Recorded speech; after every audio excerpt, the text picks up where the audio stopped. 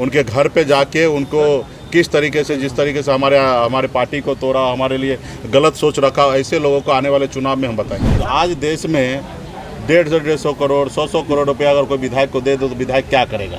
आप ही को अगर कोई दे दे तो आप ही कहीं पे चले जाइएगा। और शायद मैं बिहार का डिप्टी सीएम रहता, हमारे चारों विधायक मंत्री रहते, 6 राज्यपाल कोटा से एमएलसी होते, उन्होंने उनका प्रपोजल था, अगर वो स्वीकार कर लेता तो आज बिहार के मुख्यमंत्री नीतीश कुमार नहीं होते।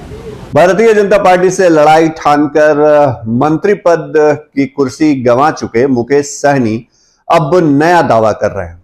मुकेश सहनी ये कह रहे हैं कि बिहार के मुख्यमंत्री की कुर्सी पर अब वही बैठेगा जो निषाद के बेटे को डिप्टी सीएम बनाएगा। दरअसल मुकेश सहनी इन दिनों लगातार अपने संगठन को मजबूत करने के लिए जिलों का दौरा कर रहे हैं। वीआईपी के नेताओं कार्यकर्ताओं के साथ जिलों में बैठकें कर रहे हैं। कल यानी रविवार को मुकेश सहनी जो है वो मोकामा विधानसभा उपचुनाव की तैयारी को लेकर बैठक कर रहे थे और आज कटिहार पहुंचे थे। कटिहार पहुंचे मुकेश सहनी ने कह दिया कि तेजस्वी यादव ने 2020 के विधानसभा चुनाव में गलती कर दी थी। तेजस्वी यादव के साथ वो बने रहते अगर वह डिप्टी सीएम को लेकर के कमिटमेंट कर देते, मतलब वीआईपी पार्टी को डिप्टी सीएम का पद देने को तैयार हो जाते, तो मुकेश सहनी उनके साथ रहते और मुकेश सहनी अगर साथ रहते तो आज तेजस्वी यादव मुख्यमंत्री रहते। मुकेश सहनी इतना ही नहीं बोले हैं, मुकेश सहनी ये भी बोले हैं कि भविष्य में जो भी बिहार का मुख्यमंत्री बनेगा उसको डिप्टी सीएम की कुर्सी मलाह के बेटे, निषाद के बेटे को देनी होगी, मतलब मुकेश सहनी डिप्टी सीएम बनेंगे। मुकेश सहनी का यह कॉन्फिडेंस शायद इसलिए है कि उनको लगता है कि जिस तबके की वो नुमाइंदगी करते हैं वहां पर उनकी पकड़ ज्यादा मजबूत है, या उस समाज से, निषाद समाज से, मल्लाह समाज से बिहार में कोई और दूसरा नेता उनके कद का नहीं है। यह अलग बात है कि भारतीय जनता पार्टी के कई नेता हैं और बीजेपी ने कई नेताओं को समय समय पर उस तबके से प्रोजेक्ट भी किया है, लेकिन फिलहाल मुकेश सहनी जो बोचहां उपचुनाव में जिस मकसद से उतरे थे भारतीय जनता पार्टी को हराने के लिए, उसमें सफल होने के बाद मुकेश सहनी को यह लग रहा है कि वो अभी सबसे बड़े लीडर हैं निषाद समाज के, और यही वजह है कि इस तबके के वोट बैंक को देखते हुए मुकेश सहनी खुद की दावेदारी कर रहे हैं डिप्टी सीएम पद के लिए।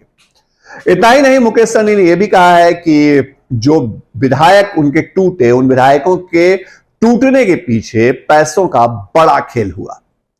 आइए आपको सुनवाते हैं मुकेश सहनी का पूरा बयान, उन्होंने क्या खुलासे किए हैं भारतीय जनता पार्टी को लेकर और तेजस्वी यादव के मुख्यमंत्री बनने को लेकर के मुकेश सहनी आखिर क्या कुछ कह रहे हैं। जो आप कहते आ रहे हैं कि एक मिस्टेक हुआ, लालू जी की आप बात उस समय मानते तो आज सिनेरियो बिहार में कुछ दूसरा होता, नीतीश जी क्या मिस्टेक नहीं कह सकते हैं, उन्होंने उनका प्रपोजल था, अगर वो स्वीकार कर लेता तो आज बिहार के मुख्यमंत्री नीतीश कुमार नहीं होते।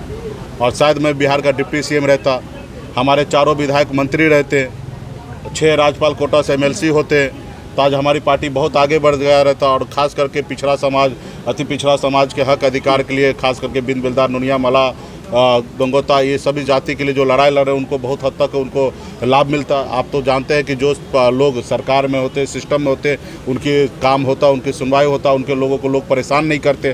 तो आज हमारे लोगों को दिन दहाड़े लोग परेशान कर रहे हैं, हमारे नदी लाने पे हम लोग कब्जा कर रहे हैं, लेकिन हमारे सुनने वाला कोई नहीं है। 5-6 नेता है, कौन कौन से नाम नहीं बताएंगे, लेकिन उन लोगों का आने वाले समय में बताएंगे।